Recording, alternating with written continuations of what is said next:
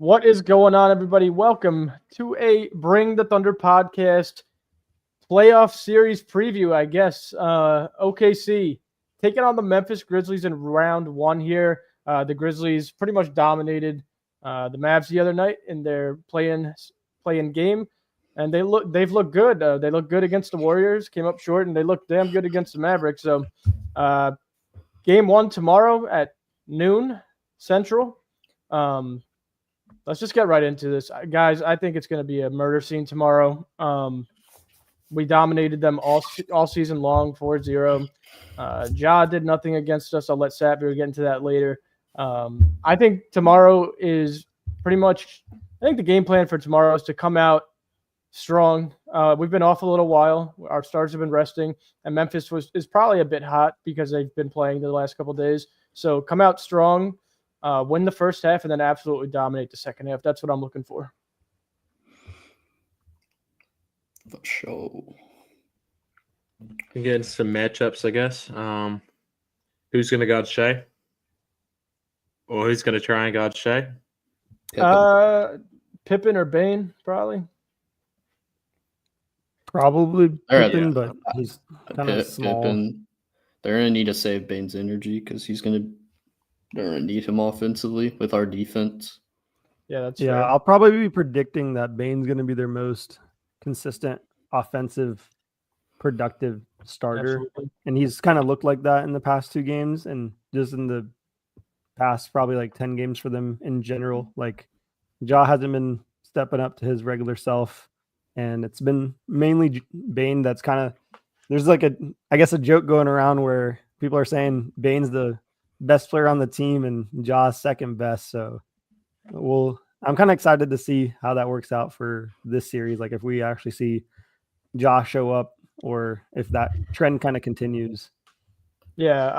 I think that Ja's not doing anything in this series. I don't want to sound cocky or anything or arrogant, but we locked him down all season long. I think he was averaging like close to like 13.8 or something. I could be mistaken. He has only played 2. He has only played 2 games against us this season, so that's okay. I mean, his field goal percentage has been dog shit against us all season long. He's shooting 34% from the field, 30% from 3, only getting like 20 points a game, and then like 6.5 assists is solid, but those are not normal superstar numbers right there. No, and then also on our side, I said this a while ago when it was possible that we'd be seeing Memphis in the second round. I think J-Dub's going to have an amazing series against Memphis. He always looks to be aggressive against Memphis, always been excellent against Memphis, especially this season. Shout out Bradley. Nice comment there. But it's going to be really good for him to get confident, play super well in this first round series going into that second round, and just get his confidence up that he can perform in the playoffs. Yeah. The rest of the guys I'm confident in already. Yeah, J-Dub averaging 20 points against the Grizzlies this season. Game 1, 14 points. Game 2, 25 points. Game 3, 20 points. And Game 4, also 20 points. So he'll have the opportunity to step up as that secondary scorer next to Shea in this series for sure. What do you guys got game predictions tomorrow? I don't know. Do you know what the spread is? 12.5. I'd say we cover. All right, so Landon's got easy dub. Yeah, easy dub, obviously. I mean, this is a sweep. No other way to put it.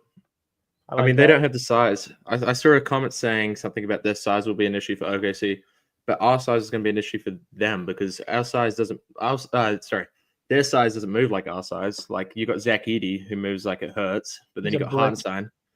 Hartenstein's athletic. Like, Chet's athletic, but they're still 7 feet. You got Jaren Jackson Jr., who's not tall enough, not good enough to guard Chet. So we match up pretty well against them, and there's not much they can do. Right. Especially not on our defense. Satbeer? I got this series going 5-1 for my initial, or 4-1 for my initial prediction. I do think they can take at least one game at home. Eventually, one of their guys has to step up, or them as a whole have to step up. If they don't, 4-0 sweep for the game, though. I think it'll probably be closer to like a 10-point game than maybe 12-15, considering it's the playoffs and it's the first game. Usually first games are feel-out games. I'm kind of excited to see how Shea shows up in the first quarter. I feel like we know a lot about our Thunder team from how we play in that first quarter. If we're down early, that's probably not going to be the greatest sign for the series and just in general. Like, I don't know. I want these guys to understand the moment, take this a lot more serious. The lineups are going to be way more serious from Mark's end. So I expect these guys to just rock and roll and just kind of steamroll them. But I hope that's kind of the expectation and kind of the tone that they're trying to set, because the first game matters a lot when it comes to predicting who's going to win the series, things like that, and how soon we end this series. We're going to need a lot of rest for round 2 with how tough the Clippers and Nuggets are playing each other and how good they're playing each other and executing in the fourth quarters. Not to look ahead into that series, but just to at least, focus on this series and make sure we just stay locked in. I want these guys to not give them any opportunity that hopefully none of the youth or the inexperience seeps in terms of commentary. It hasn't all season long, but I want them to stay locked in for this one, right? For the first game. For me, tomorrow, I'm going with absolute murder scene tomorrow. I think they will cover the 12.5. I will say we might start a little slow tomorrow. I don't expect that the whole series, but just for tomorrow, game 1 of the playoffs, haven't played in a bit. Stars have been resting. It might look slow in the beginning. If it doesn't, great. But I think we win tomorrow by a lot. Mr. 405, I got Shea over 32.5 tomorrow. I think he's going to come out strong. I think he's going to dominate all series long. And I think they should get it done in 4. The only way Memphis gets 1 to me is if Desmond Bane in Memphis goes for like 35 one game, which is possible. He gets hot sometimes and he goes crazy. But that's the only guy that can honestly put any type of scare into me. I'm not scared of Ja against our defense. I'm not scared of Jaren Jackson. He's kind of more a defensive player. I know he averages a good amount of points against us, but it's so sloppy and odd looking. And I'm not worried about anyone else on that team. So I got Thunder in 4. I got Thunder killing it tomorrow, covering the 12.5. And I'll take the Shea over 32.5. Yeah, I think tomorrow they're going to come out excited because they haven't played in a while. And I think it would take the first half to settle their nerves, and then they'll get into it. Shea will have 30 before the third quarter's over and set the fourth. That's my prediction. But That's a good prediction.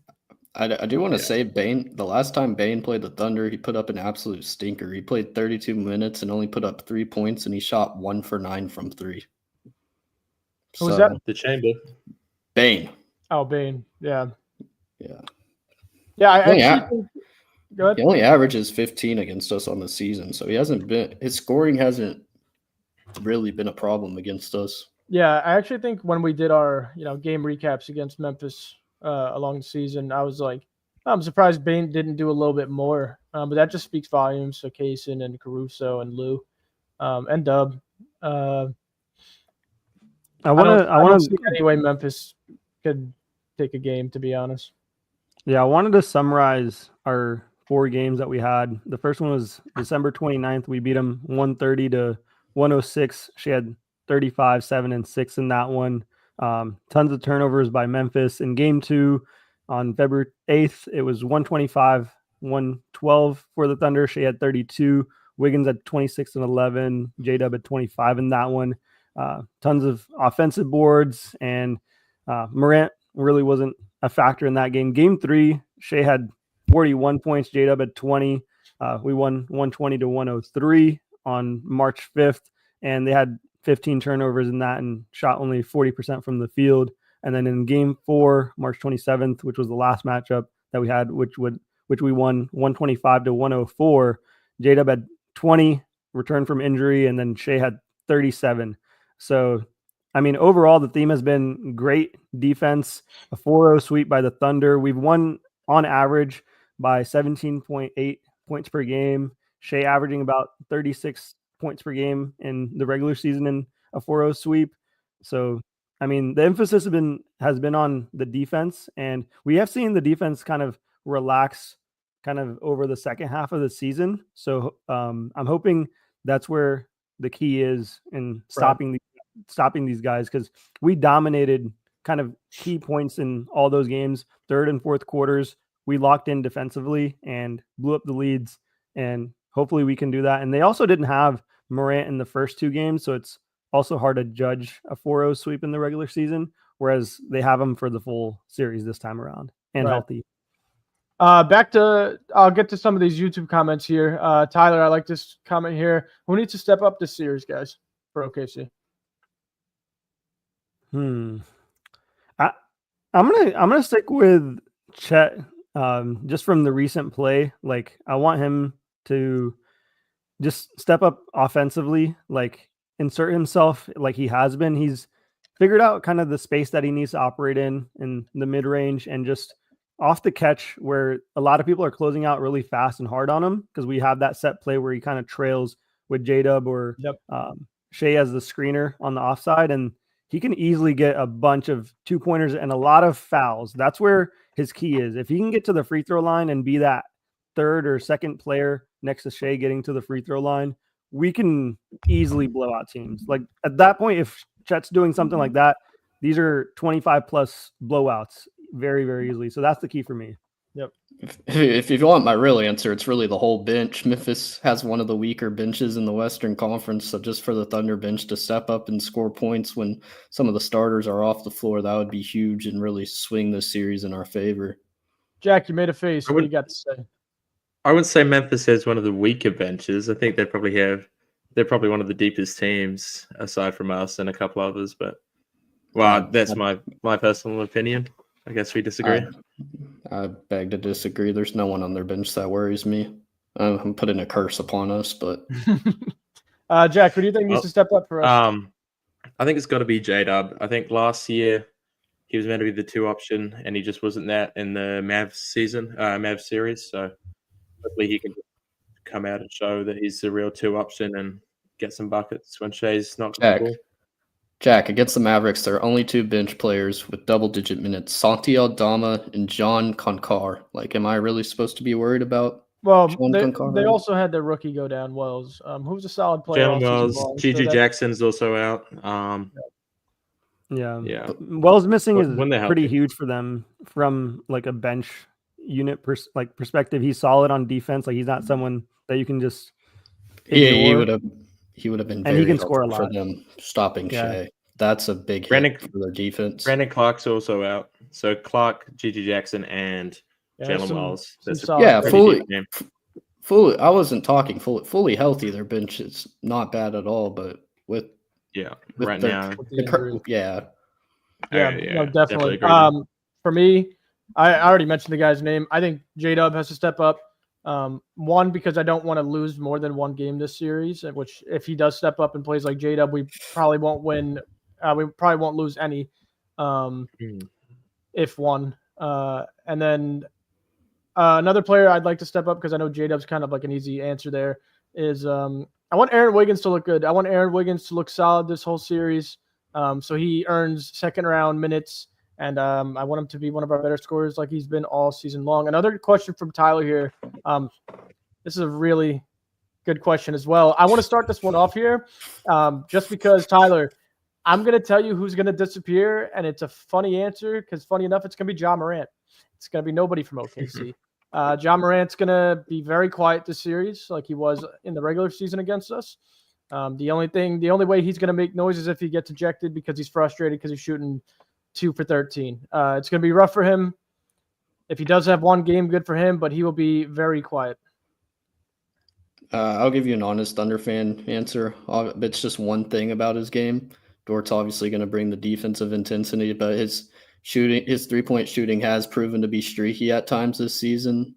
So, no, man, I'm sorry, you cannot.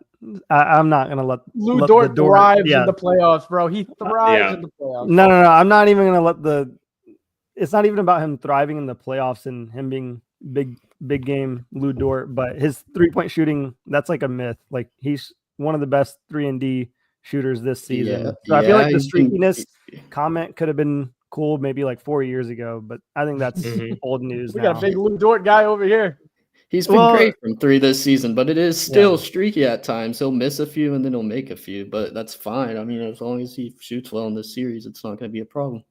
Yeah, I think for the series though, like I don't have any worries when it comes to Lou Dort. He'll be shooting 38, no, he's not. And even 38%. He makes big time shots. Yeah, he does. And even if the 3-point shooting is off, there's no keeping him off the floor. His defense is too valuable. Yeah, I was gonna mention in a playoff series, I could see Lou Dort disappearing in a regular season game, but in a playoff game, Lou Dort, so he's guarding the number one. So even if he's not shooting well, he's not going to disappear because he's going to be clamping down the other side. Sapphire, do you have anyone that you could see disappear in the series? It could be a Memphis player. Could be a Memphis player. Like I went. Man, on our side, I don't think there's.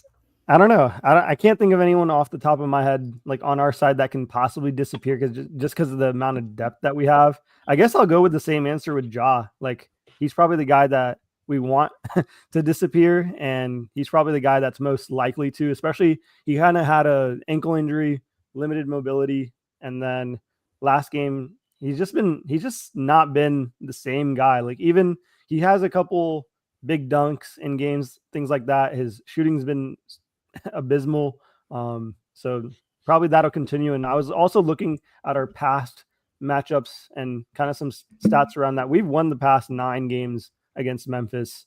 And that's nearly on 19 points per game margin. So yeah, this shouldn't be much of a series. We should definitely take this pretty quickly here. I was kind of thinking about it yesterday. If there was like a technical foul line for John Moran, I would probably take the over. He kind of has a little bit of that hothead tendency to him, like Luka, a little bit of a short temper. I could really see the OKC crowd getting to him in Oklahoma City and him getting a technical. Absolutely. Jack, do you have any answer to this, or is it more like Sapphire? I do, and I do have a Thunder player. And it's not any fault of their own. I just think it's us being too deep, but I think Kenrich Williams will not so much disappear, but his minutes will go down. So in turn, he will disappear from the rotation. But none of our players are going to disappear. But so you're saying not basketball ability, but his minutes might disappear. No. He'll disappear because the rotation will get shorter, and I think he's the odd man out right now. Jalen Williams just lives for those moments in the playoffs, the hype. So that's a fair point. Thanks for the questions, Tyler. Ty Bando, what's up, man? So as you guys could see, we're kind of on the same wagon here, 5 at most. The series should be short. I think we're pretty fortunate. Not that I was scared of anybody, but, to have an easier first-round matchup than having to play Denver, the Clippers, or, teams like that were slipping down the standings, Minnesota.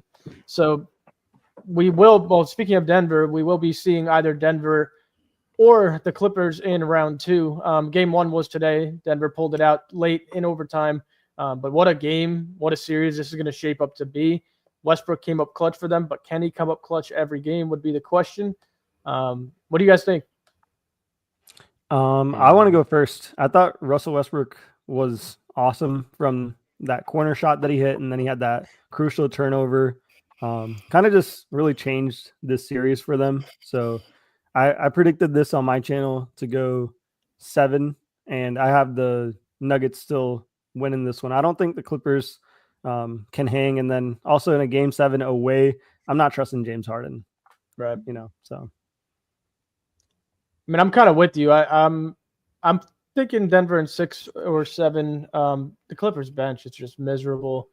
Starting Chris Dunn is terrible, even though he's. If you have to start Ben Simmons too, or have Ben Simmons coming off the bench, it's horrible hoops. Yeah, not good. I'd be rooting for. I'm rooting for the Clippers, but I'm also rooting for Russ at the same time, which is an odd feeling. But yeah, I'd rather see the Clippers. But the way both of these teams kind of look, I think we should take care of both of them as well. I'm not going to predict the whole playoffs right now, but should be interesting to see who we play. Yeah, I'm not going to lose any sleep over it. We're going to play a team regardless, so there's no point worrying about it. It is what it is. I believe it. My philosophy for this offseason or this postseason is we won't no other team is going to win a game, but we will lose a game. So if we play how we know we can play, then we're winning this championship easily. But it's just fault to our own if we lose. I think that's a fair point. Yeah. I'll get to like one last YouTube comment here. I was gonna say the biggest thing is the Clippers bench stepping up, and they proved not to do that today. We've seen it when the Thunder play the Nuggets. When Jokic goes off the floor, the key to beating the Nuggets is scoring when he's off the floor. I think they rank 30th in offensive efficiency when he's off the floor. I think ESPN pulled up a stat. It's like number 1 in offensive efficiency when he's on the floor and worst in the league when he's off. So to not win those minutes when he's off the floor, there's just no way they can win this series against the Nuggets. Yeah, I think that's a super fair point. Get to one last YouTube comment here. Ty Bando, how much do you guys think J. Will play? That's a good question. I think J. Will's going to get a lot of action in the first round. Definitely because I truthfully think that we'll be blowing them out early and often. But also he could come in, get some bigger minutes. I think he gets minutes over Kenrich this series especially. So, yeah, I see him playing a decent amount. Yeah, I've been thinking about the rotation quite a bit. So you got Shea, J-Dub, Hart, Shet, Dort. Then you got Wiggins, Wallace, Joe, and Caruso off the bench. And then I think he slots in at that 10th man, and then AJ comes in on that 11th man. Anyone else? Yeah, I was just going to say I believe J. Will had picked up an injury before the playoffs had started, so I don't know how his minutes are going to be come like at least the early part of the series. Maybe at least first game, possibly second game, he gets a little bit more rest. But it was an ankle roll. It was an ankle roll, but it didn't look like anything severe. I think he'll be fine, but you never know. Should be fine. I mean, I think my expectation for him, if he gets about 5 to 10 minutes in a game, like he can provide a lot in the minutes that he does get on. Like he'll provide the rebounding, points, assists like he normally does. So I feel like that's solid minutes for him. If he's even getting, I'm not mad with him even getting 15 points because we know what he's going to kind of deliver. There's another comment there. It says Wiggs needs playing time to keep the offense going during these series. I think, yeah, Wiggins is going to have to be huge for us coming off the bench. Even in the Grizzlies games that we had him, he scored 20 plus in 2 out of the 4 games, I believe. So he should be another guy that we need him to be just as consistent as he was in the regular season in the playoffs. So I'm excited to see how he does. Here's another comment. Go ahead, Landon.